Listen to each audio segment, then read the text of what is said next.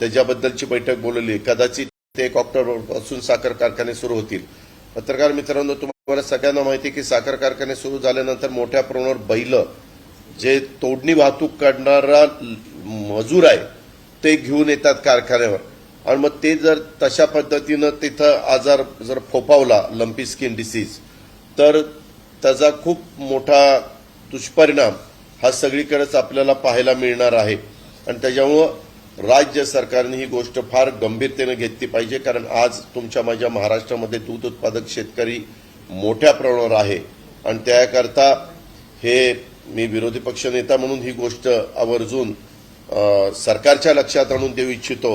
आणि ह्याच्यातनं जे काही गैरसमज असतील, वेगवेगळ्या ठिकाणी कॅम्प घ्यावेत, त्याच्यातनं दूध संघ आहेत, खरे त्याच्यामध्ये तालुका दूध संघ आहेत, जिल्हा दूध संघ आहेत, असे किंवा सरकारची यंत्रणा असते, डॉक्टर्स असतात, यांनी पण त्या संदर्भामध्ये ताबडतोब लोकांना जागृत करण्याचं काम त्या ठिकाणी केलं पाहिजे, आणि काय काय खबरदारी घेतली गेली पाहिजे ह्याच्याही बद्दल एक पत्रक काढावं, त्याचा जास्तीत जास्त प्रचार आणि प्रसार करावा, हे माझी स्पष्टपणे मागणी आहे। दुसरं एक मला सांगायचं आहे की 8 सप्टेंबर 2022ला बाल विकास प्रकल्प अधिकारी एकात्मिक बाल सेवा योजना प्रकल्प औरंगाबाद 2 यांनी सरळ विषय माननीय मुख्यमंत्री महाराष्ट्र राज्याचा पैठण मतदारसंघातील सभेबाबत आणि खुशाल सांगितलंय की मुख्यमंत्री 12/2/2022 सोमवारी पैठणला येणार आहेत, सभा आयोजित केलेली आहे।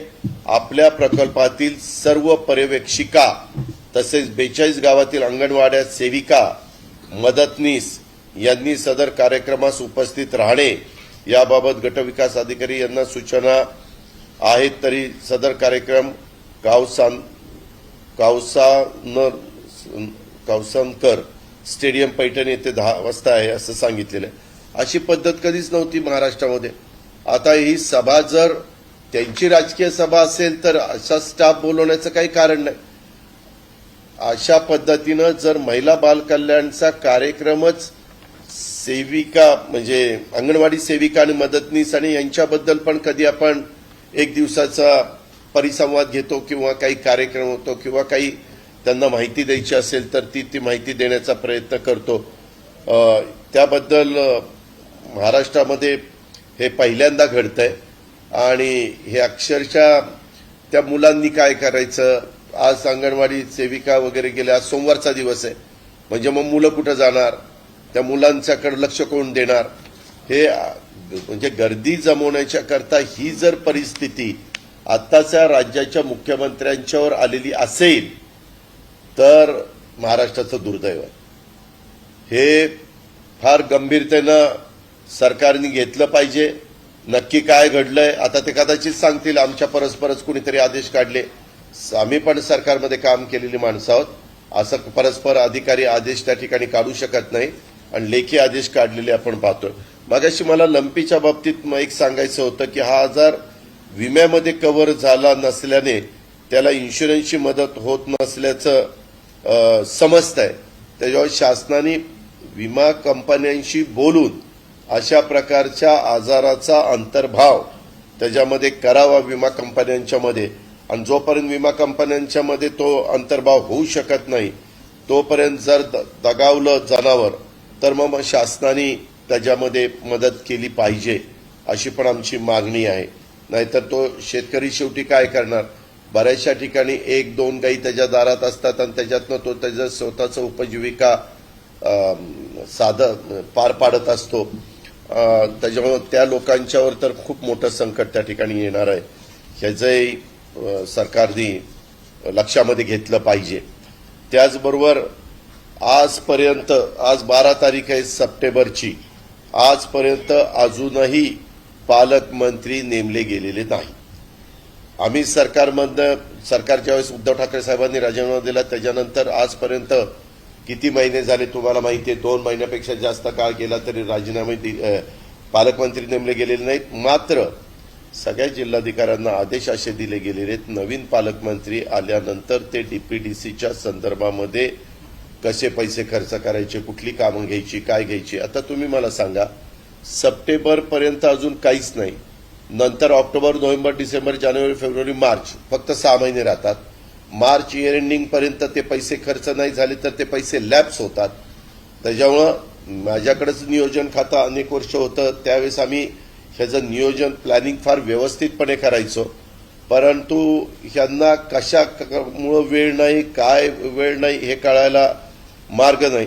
असंही कानावर येतं की बाबा हिवाळी अधिवेशनापर्यंत मंत्रिमंडळाची वाढ कदाचित होणार नाही, कारण आमदारांची नाराजी वाढेल. पालकमंत्र्यांच्या बद्दल देखील एकेका जिल्ह्यामध्ये दोघं तिघं इच्छुक आहेत. मग शेवटी पालकमंत्री कोणाला करायचं असाही यक्ष प्रश्न काही त्यांच्या समोर आहे का काय, ह्याचंही स्पष्टीकरण राज्याच्या मुख्यमंत्र्यांनी उपमुख्यमंत्र्यांनी दिलं पाहिजे. कारण शेवटी त्या भागामध्ये काही घटना, आता काल पण मोठ्या प्रमाणावर महाराष्ट्रामध्ये काही ठिकाणी ढगफुटी झाली, मोठ्या प्रमाणावर पाऊस पडला, अनेक ठिकाणी आपली धरणं भरलेली आहेत आणि एवढं प्रचंड पाणी ओव्हरफ्लोचं धरणातनं सोडलेलं आहे आणि तो वाहून चाललेला आहे. पण हे सगळं चाललेलं असताना त्याच्यामध्ये लक्ष द्यायला कोण आहे, लक्ष द्यायचं कोणी, ही जबाबदारी तर त्या ठिकाणी कुणावर तरी नेमायला पाहिजे. आता मध्ये 20 लोक होते, 20 लोकांना झेंडावंदन करता आलं, परंतु बाकीच्या जवळपास 16 ठिकाणी झेंडावंदन करण्याच्या करता प्रशासकीय अधिकाऱ्यांना तिथं नेमावं लागलं. हे लोकशाहीमध्ये मान्य होणार गोष्ट नाहीये. कारण लोकांनी निवडून दिलेल्या ज्यांना कुणाला तुम्हाला नेमायचंय त्यांना नेमा, पण ह्या पद्धतीनं जो काही कारभार चाललाय ह्या कारभाराचा मी तीव्र शब्दामध्ये धिक्कार करतो, निषेध करतो. त्याचबरोबर मला हे 2-3 विषयाच्या बरोबरच एक विषय सांगायचा होता. आपल्याला सगळ्यांना माहिती आहे पत्रकार मित्रांनो, राष्ट्रवादी काँग्रेस पक्षाचं 2 दिवसाचं राष्ट्रीय अधिवेशन काल दिल्लीमध्ये पार पडलं. एक विस्तारित कार्यकारिणी होती, ती परवा दिवशी होती, ती संध्याकाळी 5ला सुरू झाली, रात्री 9 ते 10 पर्यंत चालली आणि नंतर खुलं अधिवेशन होतं, ते काल सकाळी 10 वाजता सुरू होणार होतं आणि दुपारी 3 वाजेपर्यंत चालणार होतं आणि त्या पद्धतीनं ते झालं. त्याच्यामध्ये अधिवेशनात पक्षाचे राष्ट्रीय अध्यक्ष आदरणीय पवारसाहेब आणि वरिष्ठ नेत्यांनी पक्षाची धोरणं आणि पुढच्या वाटचालीच्या बद्दल कार्यकर्त्यांना आणि जे कोणी मेंबर होते त्या मेंबर लोकांना मार्गदर्शन केलं. आता ह्याच्यामध्ये महाराष्ट्र राज्याचे प्रांताध्यक्ष या नात्याने सन्माननीय जयंत पाटील साहेबांनी राज्याची भूमिका मांडली आणि राष्ट्रीय अधिवेशनामध्ये राष्ट्रीय नेते आणि प्रांताध्यक्ष बोलणं अपेक्षित असतं, त्यामुळं मी तिथं बोलणं टाळलं. परंतु माध्यमांनी नेहमीप्रमाणे वेगळा अर्थ काढला. वास्तविक मला तिथं कोणी बोलू नका असंही सांगितलेलं नव्हतं. मीच माझी भूमिका त्या ठिकाणी घेतली आणि मी एकटाच बोललो नाही असं नाही. तसं बघितलं तर सुनील तटकरे पण वेळेअभावी बोलू शकले नाही. त्याचबरोबर वंदना चव्हाण ताईंचं नाव होतं, त्या पण वेळेअभावी बोलू शकल्या नाही. अजून काही 2-3 नावं, 3-4 नावं वेगवेगळ्या राज्याचे प्रतिनिधी म्हणून तिथं आलेले होते, त्यांच्या संदर्भातली होती, तेही संबंधित त्या ठिकाणी बोलू शकले नाही, वेळेच्यामुळं बोलू शकले नाही. आणि बाकीचे सगळं व्यवस्थितपणे मी नंतर तिथं मराठी मीडियाशी चर्चा केली, त्यांना साधारण काय झालं ते सांगितलं. पण कारण नसताना मी मध्ये थोडासा बाहेर वॉशरूमला गेलो तरी अजित पवार बाहेर गेले. अरे मी बाहेर जायचं नाही काय वॉशरूमला, काही मला कळतच नाही. म्हणजे हा जो काही प्रकार चाललेला आहे, जरूर प्रत्येकाला आपली आपली भूमिका मांडण्याचा अधिकार आहे. वस्तुस्थिती आधारित बातम्या देण्याच्या करताची जबाबदारी आपल्या सर्व मान्यवरांच्यावर आहे, आपल्या सर्व चॅनलवर आहे. आणि त्यामुळं मी राज्यात गेल्यानंतर माध्यमांच्या समोर बोलीन. मी कालही त्यांना सांगितलं की मी सहसा, तुम्हालाही माहिती आहे की मी 91ला खासदार झालो, तेव्हापासून 31 वर्ष झाली. त्या 31 वर्षात सहसा मी राष्ट्रीय पातळीवर जातो, उपस्थित राहतो. मी कधी तिथं मार्गदर्शन करत नाही. राज्यामध्ये कुठं सभा असतील, राज्यामध्ये अधिवेशन असेल, राज्यामध्ये काही चर्चासत्र असेल तर जरूर मी त्या संदर्भामध्ये भाग घेत असतो. मी माझी भूमिका त्या ठिकाणी स्पष्टपणे त्या बाबतीमध्ये मांडत असतो, हेही आपल्याला सगळ्यांना माहिती आहे. आणि त्याच्यामुळं तुमचे गैरसमज दूर करून राज्यासमोरचे सध्याचे प्रश्न आणि राज्य सरकारची चुकीची धोरणं मांडण्याच्या करताची खरी ही पत्रकार परिषद आहे, त्याच्यातलं महत्वाचं कारण म्हणजे लंपी हा जो काही आजार आहे तो प्रचंड मोठ्या प्रमाणावर पसरतोय आणि जास्तीत जास्त राज्यातल्या बैलांना आणि गायींना आणि 4 महिन्याच्या पुढचे वासरे आणि खोंड यांना लसीकरण झालं पाहिजे. केंद्र सरकारने काहीतरी एक माहिती मला अशी मिळाली, जर एखाद्या गावामध्ये लंपी आजार जनावरांना झाला तर 5 किलोमीटरच्या एरियामध्ये सगळ्या जनावरांना व्हॅक्सिनेशन करायचं असं काहीतरी त्यांनी धोरण ठरवलेलं आहे. आणि त्याच्यामुळं जेवढ्या प्रमाणात व्हॅक्सिन महाराष्ट्र गव्हर्नमेंटला मिळायला पाहिजे, परवा 10 लाख व्हॅक्सिन आपल्याला आलं, त्याच्यात वेगवेगळ्या जिल्ह्याला किती द्यायचं तो त्यांचा अधिकार आहे.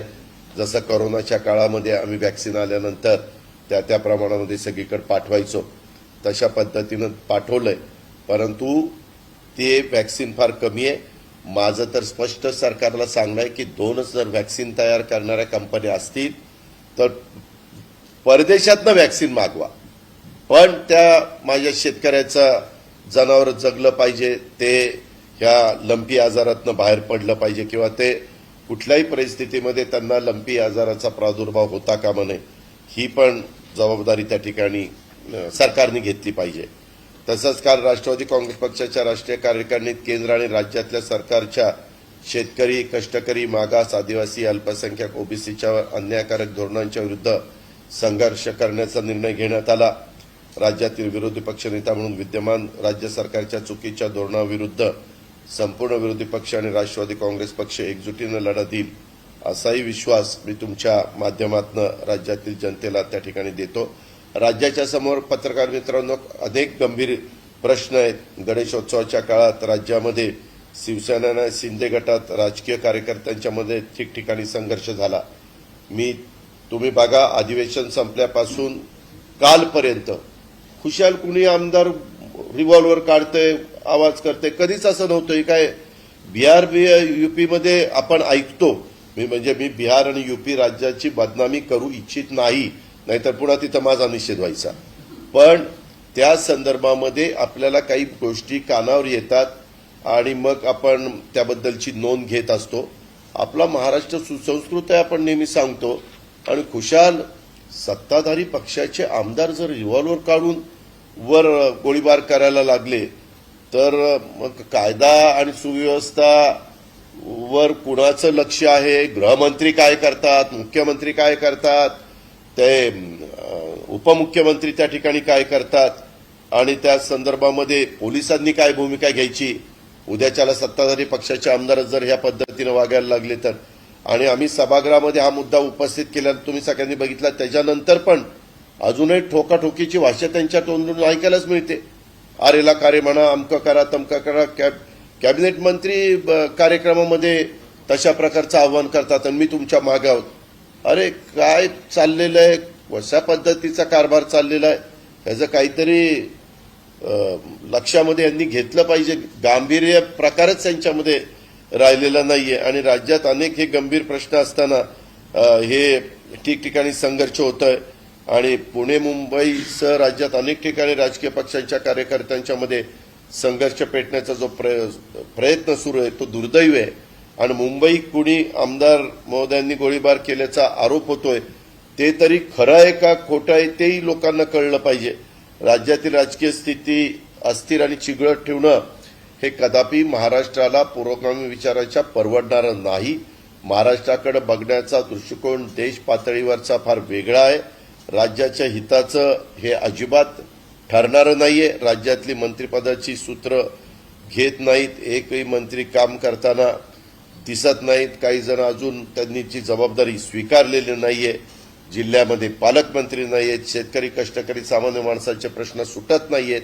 आता नंतर जिथं ढगफुटी झालेली आहे, जिथं अतिवृष्टी झालेली आहे, जिथं पिकांचं नुकसान झालेलं आहे, त्याच्याबद्दल पण स्टँडिंग ऑर्डर राज्याच्या प्रमुखांनी दिल्या पाहिजे, कृषी मंत्र्यांनी दिल्या पाहिजे, महसूल मंत्र्यांनी दिल्या पाहिजे, उपमुख्यमंत्र्यांनी दिल्या पाहिजे, किंवा पंचनामे करा आणि ताबडतोब जी काही तातडीची मदत असेल, एनडीआरएफची असेल, एसडीआरएफची असेल किंवा मदत पुनर्वसन विभागाची असेल, ती त्या ठिकाणी शेतकऱ्याला झाली पाहिजे.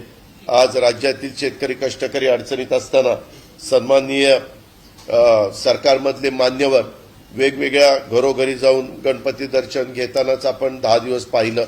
ठीक आहे, त्याच्याबद्दल मी नास्तिक अजिबात नाही. आम्ही पण काही ठिकाणी गेलो दर्शनाला, परंतु शेवटी महत्वाच्या पदावर बसणाऱ्या व्यक्तींनी दर्शनाच्या करता किती वेळ घालवायचा त्याला पण काही मर्यादा असतात. म्हणजे आज काही पहिल्यांदाच आपल्या इथं गणेशोत्सव साजरा झाला नाही आणि गणेशोत्सवाच्या मिरवणुका किती काळ चालवायच्या ह्यालाही काहीतरी बंधन असली पाहिजे ना. बहुत सकाळी किती वाजता अनंत चतुर्दशीच्या दिवशी गणेश विसर्जनाच्या निमित्तानं मूर्तीचं आगमन झालं पाहिजे, सुरुवात झाली पाहिजे. या सगळ्याच्या बद्दलची बंधनं, आवाज काय चाललेला होता, सगळं खुलं म्हणजे फार किती लोकांचे कान आता बंद पडणार आहेत ज्याचं त्यालाच माहिती. आणि तुम्ही बघा ह्याच्यातले जे काही तज्ज्ञ डॉक्टर लोक आहेत त्यांच्याकडनं पण माहिती घ्या. कुणी तिथं बोलायला तयार नव्हतं, कुणी तिथं लक्ष द्यायला तयार नव्हतं. मी तर पुण्यामध्ये सुरुवात केली, नेहमीच आम्ही पुण्यामध्ये सुरुवात करतो विसर्जनाच्या मिरवणुकीची. त्यावेळेस आम्ही सकाळी संबंधित सगळी पोलीस यंत्रणा आणि सगळे अधिकारी तिथं हजर ठेवतो आणि त्यांना सांगतो की इतक्या वाजता सुरुवात झालीच पाहिजे. शेवटी पोलिसांनी मानाचे गणपती असतील किंवा इतर गणपती असतील जरा त्यांना घाई केली की बरोबर ते 24 तासाच्या आत संपतं. यावेळेस 36 तास चाललेलं आपण सगळ्यांनी पाहिलेलं आहे. आणि ह्या गोष्टी मग विसर्जन 10व्या दिवशी होणार होतं, मग ते 11व्या दिवशी झालं, मग ते नियमात बसतं का नाही बसतं, ह्याही वेगवेगळ्या प्रकारचे प्रश्न त्याच्यातनं त्या ठिकाणी निर्माण होऊ शकतात. आणि एकंदरीतच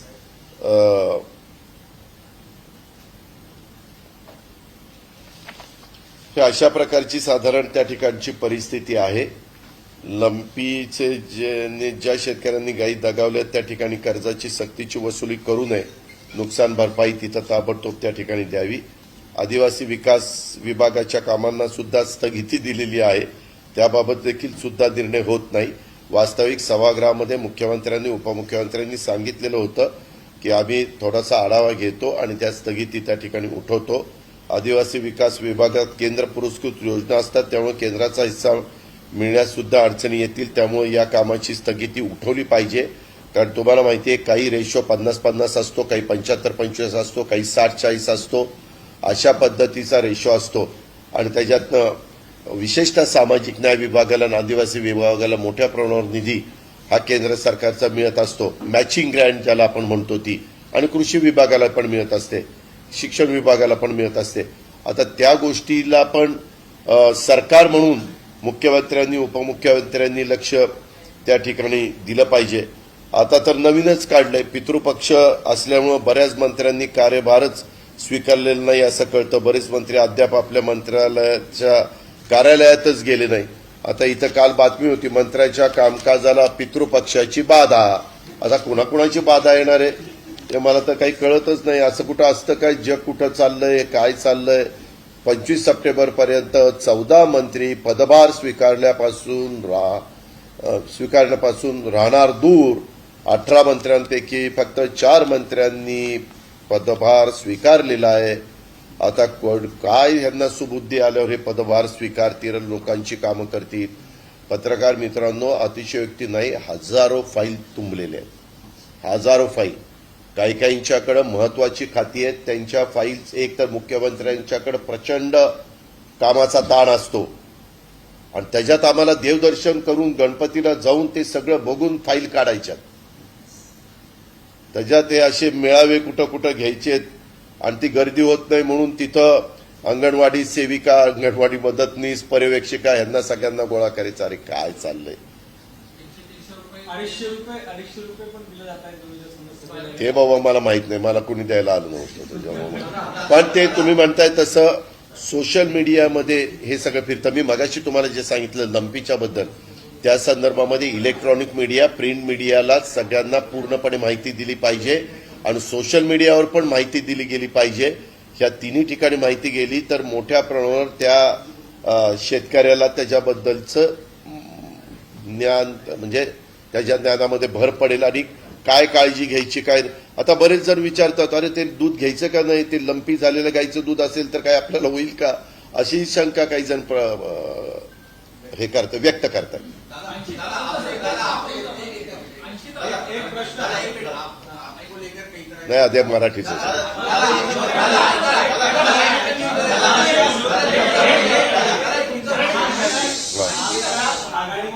एकाने प्लीज थांबा, ह्यांचं उचललं मग तुम्ही घ्या. हा. माध्यम वस्तुनिष्ठ बातम्या करत नाही असं आपण म्हणाला, पण यापूर्वी ज्या ज्या वेळेस तुमच्या नाराजीच्या बातम्या आलेल्या आहेत त्याच्या काही दिवसांनी राज्यात राजकीय भूकंप झालेला आहे.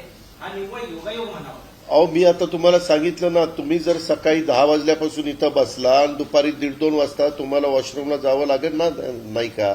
उगीच कशाचा मी तिथं कार्यकर्त्यांना भेटत होतो, ते माझ्याबरोबर फोटो काढत होते, मी सगळ्याची चर्चा करत होतो, आम्ही सगळ्यांशी हितगुज साधत होतो, सगळ्या गोष्टी करत होतो. आणि जर असतं तर मीच सांगितलं असतं ना, मी कशाला नाराज होऊ? काय नाराज व्हायचं कारण? पक्षाने मला उपमुख्यमंत्री पद दिलं, पक्षाने मला विरोधी पक्षनेते पद दिलं, जबाबदारीने आज मी या ठिकाणी पक्षाचं काम करतोय. नाराज व्हायचं कारण काय? आणि सगळ्यांनी एकमताने पवार साहेबांना राष्ट्रीय अध्यक्ष म्हणून जबाबदारी त्या ठिकाणी दिली.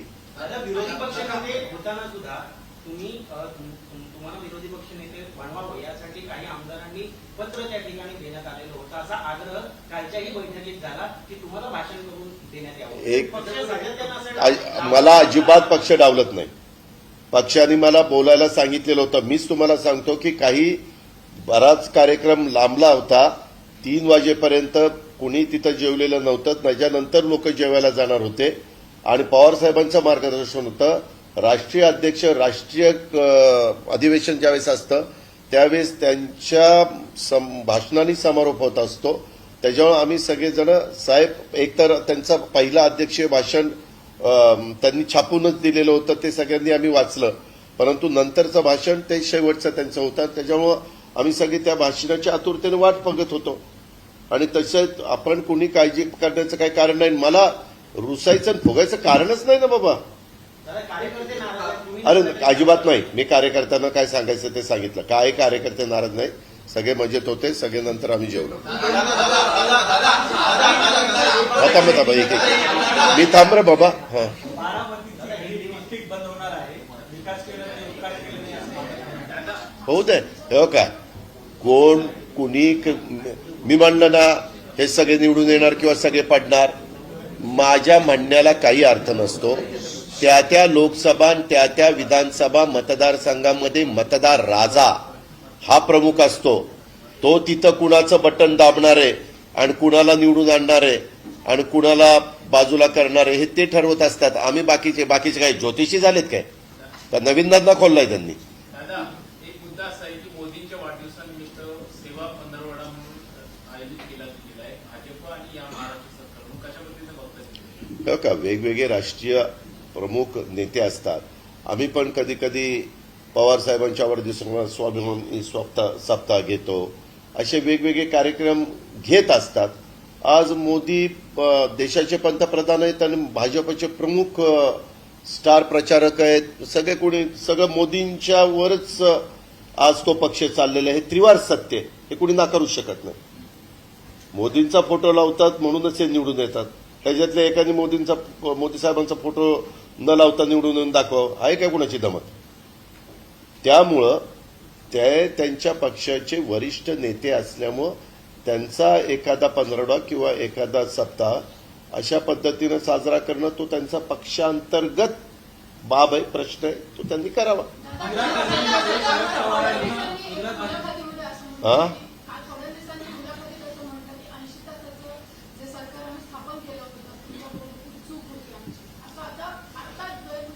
ठीक आहे. आता इतक्या उशिरा त्यांना ती चूक उमगली, त्याच वेळेस उमगली असती तर बरं झालं असतं.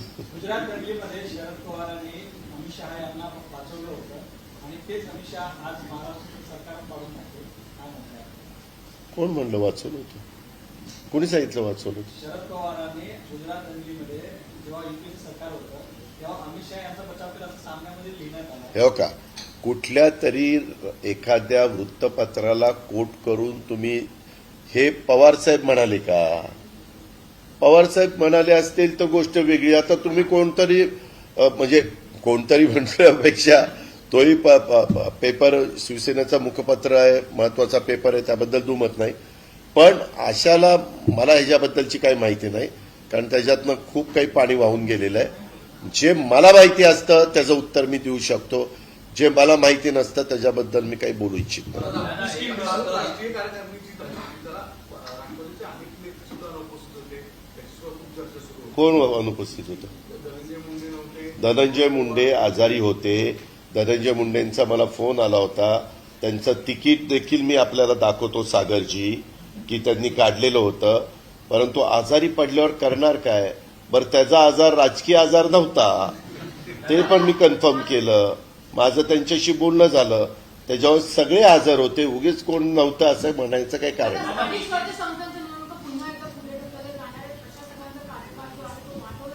हा पूर्णपणे सरकारच्या हातातला प्रश्न आहे. खरं तर निवडणुका लागल्या पाहिजे. आता मागच्या वेळेस आम्ही सरकारमध्ये असताना पावसाळा होईपर्यंत निवडणुका लावू नका असं म्हटलं होतं. सप्टेंबर एंड नंतर निवडणुका लाव्या.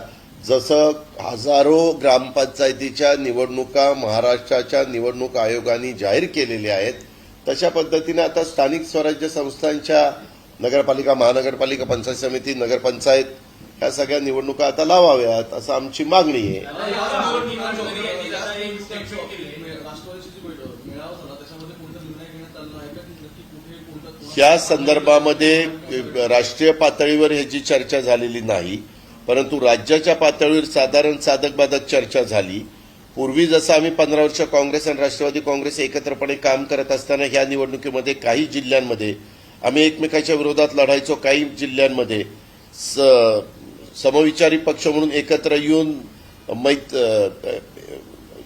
एकत्रपणे निवडणुका लढून समोरच्यांना पराभव करायचा प्रयत्न करायचो. ह्याही वेळेस साधारण आम्ही शिवसेनेकडला नाही विनंती करणार, शिवसेना म्हणजे उद्धव ठाकरे साहेबांची मूळ शिवसेना, त्यांनाही विनंती करणार आहोत आणि राष्ट्रवादी काँग्रेस आणि काँग्रेस किंवा तिघांनी मिळून आपण महाविकास आघाडीमध्ये 2.5 वर्ष काम केलं तर एक चांगल्या पद्धतीनं रिझल्ट मिळण्याच्या करता आपण एकत्र येऊ. पण आम्ही सरकारमध्ये असताना आम्ही एकत्रपणे निवडणुका जेवढ्या झाल्या तिथं लढलेलो नव्हतो.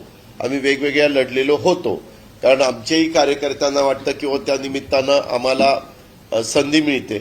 परंतु राज्यस्तरावरचा निर्णय राज्यस्तरावर आम्ही घेऊच. नाना पटोले घेतील, जयंत पाटील घेतील किंवा उद्धव ठाकरे साहेब घेतील, असे सगळे मान्यवर घेतीलच. पण त्याचबरोबर हे बहुतेकदा जिल्हा स्तरावर तो अधिकार दिला जातो, कारण त्या त्या जिल्ह्यामध्ये तिथली राजकीय परिस्थिती वेगळी असते आणि मग त्यांनी तिथल्या तिघांनी ठरवावं की बाबा इथं काय आपण केलं पाहिजे आणि त्या पद्धतीने पुढे गेलं तर ते जास्त संयुक्तिक ठरेल असं माझं मत आहे. कारण आमचं संबंध ना मराठी. नितीन गडकरींनी असं स्टेटमेंट केले की शेतकऱ्यांनी सरकारवर जास्त भरोसा ठेवू नये, परंतु मार्केट बघावं आणि त्या पद्धतीने उत्पन्न मिळवावं. ठीक आहे, ते एक राष्ट्रीय नेते आहेत, राष्ट्रीय पक्षाचे कधी अध्यक्ष होते, महत्वाच्या विभागाचे मंत्री आहेत. आता त्यांना जे वाटलं ते त्यांनी ते मत व्यक्त केलेलं आहे. आता ते शेतकऱ्यांना योग्य वाटलं तर शेतकऱ्यांनी त्याची नोंद घ्यावी. राहुल गांधी यांची भारत जोडो यात्रा सुरू आहे. हा, पुण्यामध्ये प्रचंड पाऊस झाला, वगैरे पाणी तुंबलं होतं. आतापर्यंत मुंबई महापालिका आणि मुंबईच्या पाणी संसर्गावर मोठ्या प्रमाणात भाजप टीका करत होतं. आज पुण्यामध्ये सत्ताधारी भाजप याच्यावर मात्र निवृत्त होताना दिसत आहेत. राजकीय नेते मोठे मुंबईतले बोलत नाही. त्यामध्ये ते हे नवीन कुठं, हे वर्षानुवर्ष चालत आलेले. ज्यावेळेस त्यांच्या अंगलट येतं त्यावेळेस ते बोलत नाही आणि ज्यावेळेस अंगलट येत नाही त्यावेळेस अगदी सगळ्या तलवारी भारबीर लावून चाललेलं असतं सगळ्यांचं. हे त्यांचा स्वभाव आहे. स्वभावाला काही औषध नसतं. वास्तविक पुण्यामध्ये पुणे आणि पिंपरी चिंचवड दोन्ही, आज त्यांची सत्ता नाही आहे, आज तिथं प्रशासक आहे, परंतु निर्विवादपणे 5 वर्ष त्यांची सत्ता होती आणि त्यांनी तो कारभार केलेला होता. त्यावेळेस पण अनेकदा पाणी तुंबलेलं सगळ्यांनी पाहिलं. स्ट्रॉंग वॉटर जाण्याच्या करता किंवा तिथली राम नदी आहे तिचा नाल्यामध्ये झालेलं रूपांतर, त्याचं तेवढं पाणी वहन क्षमता किंवा काही काही ठिकाणी ओढ्यावर बिल्डिंग झाल्यात, काही ठिकाणी पूल असे बांधले गेलेत की ते ओढ्यामधनं वाहणारं पाणी त्या पुलामध्ये बसत नाही, नळ्यांमध्ये बसत नाही, असे सगळे ते प्रॉब्लेम्स आहेत. आता त्याला जनतेने ज्यांना निवडून दिलेलं होतं त्यांनी नाही सोडवलंय. आता जनतेने त्यांचा विचार न करता जे सोडवतील ह्यांचा विचार करावा. राहुल गांधी यांची भारत जोडो यात्रा सुरू आहे. आपले मित्र पक्ष आहे. असं वाटतं की आगामी लोकसभा 2024 साठी एक परिवर्तनाची चाहूल आहे. जेणेकरून हो का, तो राष्ट्रीय पक्ष आहे, त्यांनी त्यांच्या पद्धतीनं त्यांची यात्रा सुरू केलेली आहे. ते काही त्यांनी सर्व विरोधी पक्षांना एकत्र घेऊन वगैरे अशा पद्धतीनं ते झालेलं नाही, किंवा युपीएला एकत्र करून ती यात्रा सुरू झालेली नाही. त्यांचा तो पक्षांतर्गत भाग आहे आणि त्यांनी तो सुरू केलेला आहे. 3,500 किलोमीटर काहीतरी ते 150 दिवसाची यात्रा आहे. हा बोला आता आपलं. राज ठाकरे आणि मुख्यमंत्री एकनाथ शिंदे यांचे संबंध अधिक दृढ होत चाललेत, कसं बघताय याकडे? चांगलं बघतोय, शुभेच्छा आहेत त्यांना, समाधान वाटतंय. आगामी निवडणुकांमध्ये नेशनल कन्वेंशन में आपको भाषण नहीं करने दिया, इसके ऊपर आपकी नाराजगी ऐसी खबर है? बिल्कुल वो गलत है. मुझे मौका दिया था, लेकिन टाइम बहुत सा हुआ था. पवार साहब का speech as a national leader party के प्रेसिडेंट के नाते होना बाकी था और 3 बजने के लिए आए थे, इसीलिए मैंने नहीं किया. खाली मैंने अकेले ने नहीं किया ऐसा नहीं. हमारे सरचिटनीस महासचिव सुनील तटकरे जी, उनका भी नाम था, मेरा भी नाम था, वंदनाताई चौहान राज्यसभा मेंबर, उनका भी नाम था, और 5-6 लोगों का नाम था. लेकिन कभी कभी टाइम देखकर सब कुछ करना पड़ता है. और वहां मैंने खुद कहा कि मैं नहीं बोलने के लिए मुझे जरूरत नहीं है. पवार साहब का भी स्पीच अभी सुनने के लिए सब इंतजार कर रहे हैं, तो उनका स्पीच आना चाहिए. कार्यकर्ताओं ने बहुत सी मांग की थी, प्रफुल्ल पटेल ने आपका नाम भी अनाउंस अरे सही, मैं तो वही बोल रहा हूं ना. उन्होंने नाम लिया था, लेकिन मुझे नहीं बोलना था. महाराष्ट्र में बोलूंगा. आप उठ के गए, उसको लेकर कई सारी बातें बयान. अरे उठकर गए, वॉशरूम के लिए उठकर जाना गलत है क्या?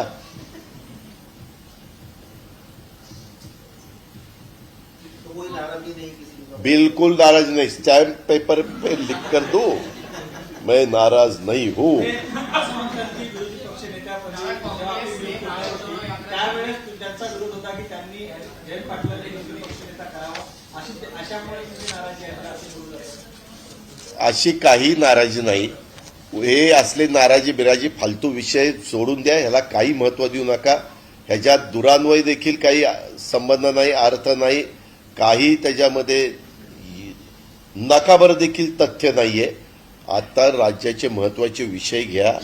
लंपीचं खोटं नाही सांगत. तुम्हाला दूध मिळणार नाही प्यायला, चहा मिळणार नाही सकाळी उठल्यावर. मग कळेल कसं आहे काय आहे ते. त्याच्या विषय म्हणजे आपल्याकडे काही डाटा आहे किंवा आकडेवारी आली की राज्यामध्ये किती जणांना लागण झाली किंवा मृत्यू झाला? माझ्याकडे डाटा नाही, परंतु 18-19 जिल्ह्यांच्या मध्ये लंपीचे जनावरं पाहायला मिळालेली आहेत. ही वस्तुस्थिती आहे. आणि मी आता तुम्हाला माहिती सांगितलेली, ती माहिती आता मी सरकारमध्ये नाही, सरकारने दिली पाहिजे, किंवा ही वस्तुस्थिती. मला फक्त मी हे लवकरात लवकर त्यांनी लोकांना जागृत करण्याचं काम केलं पाहिजे असं माझं स्पष्ट मत आहे. आणि बाकीचे इतर विषय आहेत, आमचे डीपीडीसीचा निधीच्या संदर्भातले निर्णय घेतले पाहिजेत, मंत्र्यांनी काम त्या ठिकाणी केलं पाहिजे. असं कुठं काय पितृपंधरवडा नामकं पितृपक्षण असं कुठं असतं काय? वास्तविक अधिवेशन 17 ते 25 झालं. 25च्या नंतर तेव्हा तर पितृपक्ष नव्हता. तेव्हा तर चांगला गणरायाचं आगमन झालेलं होतं, चांगले का दिवस होते, सगळं काही होतं. ठीक आहे. एकनाथ शिंदे गुट के लोग आपस में भिड़े, रिवॉल्वर उछलने की बात आई, कितना गंभीर है इसको लेकर क्या? ये महाराष्ट्र के लिए बहुत गंभीर है, क्योंकि रूलिंग पार्टी के ही एमएलए हवा फायरिंग कर रहे हैं ऐसा सुनने को मिल रहा है. उसमें क्या सही है क्या गलत है मालूम नहीं. उसके बारे में क्लियर चीफ मिनिस्टर साहब ने प्रेस कॉन्फ्रेंस लेके बताना चाहिए. लॉ एंड ऑर्डर उससे खराब हो सकती है. पुलिस डिपार्टमेंट ने क्या करने का? अगर रूलिंग पार्टी के ही एमएलए ऐसा करने लगे तो किसके ऊपर एक्शन लेने की? दादा, दुसरीकडे नवनीत राणा त्यांचे पती सांगत असतात की यांची बदली होणार आहे, यांच्यावर कारवाई करणार, तर पोलीस स्टेशनमध्ये जाऊन ते अशा पद्धतीने वागतात. पोलीस पत्नी त्यावर रिॲक्शन देते. काय पद्धतीने तुम्ही बघून वाटतं? आपल्या इथं मी खरोखरीच सांगतो की आपल्या इथं काही वेगवेगळी परंपरा आहे. प्रशासन आणि सरकार याच्यामध्ये फार व्यवस्थितपणे, म्हणजे ब्युरोक्रेसी आणि सरकार त्याच्यामध्ये फार व्यवस्थित सौंदर्याचं असं वातावरण राहिलेलं आहे. आणि तशाच पद्धतीनं ठेवलं गेलं पाहिजे. वास्तविक अशा पद्धतीनं जर कुठल्या पक्षाशी संबंधित व्यक्ती ज्याच्यातनं समज गैरसमज निर्माण होतील, ज्याच्यातनं लोकांच्या मनामध्ये देखील एक भीती निर्माण होईल, अशा काही वक्तव्य झाली तर त्यांनी हे थांबवायला पाहिजे. आमच्या विरोधी पक्षाच्या मधल्या कुणी केलं तर आम्ही आमच्या लोकांना सांगितलं पाहिजे. रुलिंग पार्टीच्या लोकांनी केलं तर रुलिंग पार्टीच्या लोकांना रुलिंग पार्टीच्या लीडरनी सांगितलं पाहिजे. आणि तुम्ही पत्रकार मित्रांनी बरोबर ज्याचे त्याचे कान टोचण्याचं काम केलं पाहिजे. कारण नसताना ही रुसलान हो फुगलान हे बंद करा. काय हसून दाखवू का काय करू ते दादा, एक सवाल है कि गार्डियन मिनिस्टर के अपॉइंटमेंट को लेके क्या नियम कहता है कि जब आपने नियम क्या कहता है? कितने दिन में चीफ मिनिस्टर के मन में जब आएगा तब वो नियम ऐसा कुछ नहीं. चीफ मिनिस्टर ने ध्यान देना चाहिए, डिप्टी चीफ मिनिस्टर ने ध्यान देना चाहिए. जल्द से जल्द सभी जगह गार्डियन मिनिस्टर देने चाहिए. ये 20 लोग हैं तो कोई जगह 2-2 गार्डियन मिनिस्टर, एक मिनिस्टर को 2-2 डिस्ट्रिक्ट देने चाहिए. ऐसा होता है, पहले भी हुआ है. पतंगराव कदम जी 2 डिस्ट्रिक्ट के थे, बाकी के लोग थे, कभी मैं भी 2 डिस्ट्रिक्ट का था. ऐसा उसमें से रास्ता निकल सकता है. लेकिन निकालने के लिए जो मेन लीडर लोग हैं सीएम डीसीएम, उनको फुर्सत भी चाहिए. उनको शायद टाइम ही नहीं है, इसीलिए सब हो रहा है. दादा, नक्की नेक्स्ट शेवटचा प्रश्न. 136 गावात आता प्रथमदर्शनी दिसतंय की इन्फेक्शन 136 गावांमध्ये स्प्रेड झालं आहे. वाढू नये वगैरे अशा गोष्टींसाठी तुम्ही म्हणताय की सरकारने ब्रीफिंग घेतलं पाहिजे, पण ज्यांचे केटल यामध्ये आता गेले दगावले त्यामुळे मी मागणी केली ना, आता त्याला काही विम्याचे संरक्षण नाहीये. तर ज्यांचं जनावर गेलेलं आहे, जसं पुरात जनावर वाहून गेलं किंवा मृत झालं किंवा वीज कोसळल्यानंतर दगावतात, असं ज्यावेळेस होतं त्यावेळेस सरकारने त्यांना मदत केली पाहिजे. सरकारने मदत करावी. धन्यवाद.